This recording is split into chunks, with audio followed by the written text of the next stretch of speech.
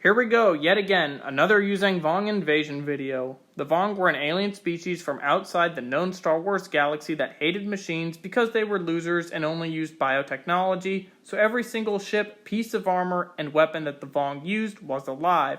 That's pretty much the basics of the Vong. Alright, so this time the Yuuzhan Vong will be invading the galaxy during the height of the Imperial Warlord Era after the Battle of Endor.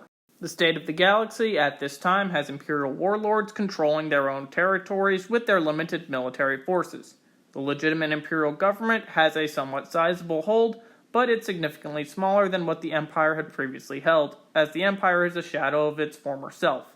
Thankfully for them though, Trioculus's disastrous reign crashed and burned, and Yuuzhan Vong scout ships have already begun checking out the galaxy for weak points. But unlike when the Vong actually invaded, they haven't infiltrated the Imperial Ruling Council yet. The New Republic is rapidly growing to become the new galactic hegemon, but they're definitely not there yet.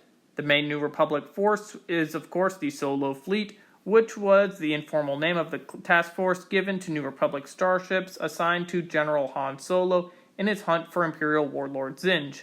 Initially 11 ships, the fleet had been expanded to 13 after the Battle of Levion II. Additionally, an interdictor cruiser was loaned to the fleet by Imperial Admiral Terran Rogris, who was Solo's Imperial counterpart in destroying Zinj's fleet, and also proved that the New Republic couldn't really get much done in the grand scheme of things without Imperial infighting.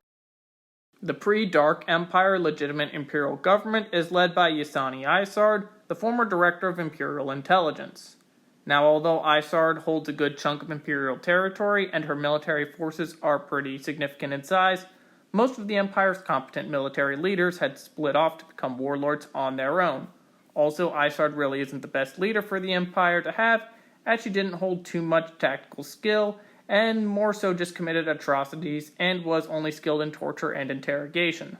Imperial warlords such as Fatso Zinj control much of the former Imperial territory and combined are more powerful than what's left of the Empire, or the New Republic for that matter. Zinj has a superstar destroyer and the ability to get another one. Notably powerful warlord kingdoms other than Zinj are the Greater Maldrud led by the Pterodok brothers, Artus Kane's alignment, and X1's Imperial faction. Then there's the deep core warlords such as Blitzer Harsk's Zero Command and Sandra Delvardis' Iridu Authority.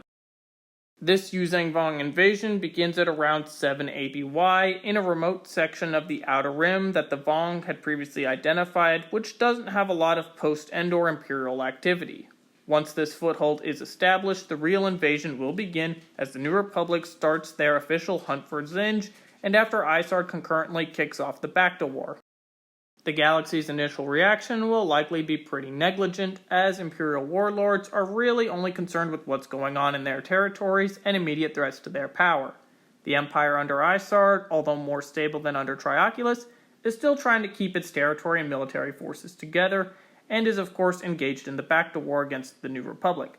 Meanwhile, the New Republic really isn't going to pay attention to the Vong, as they didn't pay much attention to Zinj at first because of the Bacta War. Zinj, on the other hand, may actually be the only major power at this time to even react to the Yuuzhan Vong. You see, despite the fact that Zinj is fat, arrogant, and power-mad, his early strategy against the galaxy as a whole was pretty smart, as he tried to remain under the radar to acquire great chunks of the galaxy. However, once the New Republic and Empire both started hunting him at the same time, it was all over. When Zinj carves out his warlord kingdom, it just so happens that it stretches from the core worlds to the Outer Rim, which makes him pretty vulnerable to the Yuuzhan Vong invasion. So Zinj will be having to fight every single faction in the galaxy at the same time, and although he will be quickly swallowed up and defeated, he will put up the first resistance towards the Yuuzhan Vong that the galaxy will see. After the Yuuzhan Vong invasion becomes apparent to the galaxy, the Dark Empire in the Deep Core will escalate preparations for revealing itself. However, the reborn Emperor Papa Palpatine will want to wait to reveal his superweapon armed empire until after the Yuuzhan Vong had taken over more of the galaxy. Additionally, Palpatine would view anyone who worked with the New Republic to be no longer worthy of being part of his future empire, which is something that is going to happen a lot throughout this Yuuzhan Vong War. During the course of the war, New Republic and Imperial forces, which had worked together during the hunt for Zinj, would do so more often against the Vong. The Empire under Isard, however, will be following a policy of attempting to discourage New Republic cooperation, as Isard wants to continue the Bacta War while also fighting the Vong because she's an idiot. This would lead to even more fleets splitting off from the Empire and cooperating with the New Republic on their own, and Isard losing more and more control over what's left of the Empire. Imperial military officers and warlords like the Pterodach brothers and Artus Kane's alignment may be more receptive towards making a deal with the New Republic, where in exchange for cooperation against the Vong, warlords will maintain their territory and keep whatever they can take from the alien invaders. However, other warlords like Sandra Del Vardas and Blitzer Harsk in the Deep Core will likely only fight the Vong in defensive battles, as they would be awaiting Palpatine's return. Regardless, most Imperial forces will sign peace agreements with the New Republic.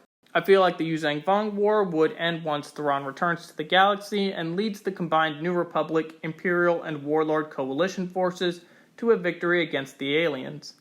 The war would be pretty brutal and see bioweapons used pretty regularly, but once the Vong are defeated, Palpatine would initiate a second galactic civil war by kicking off Operation Shadowhand.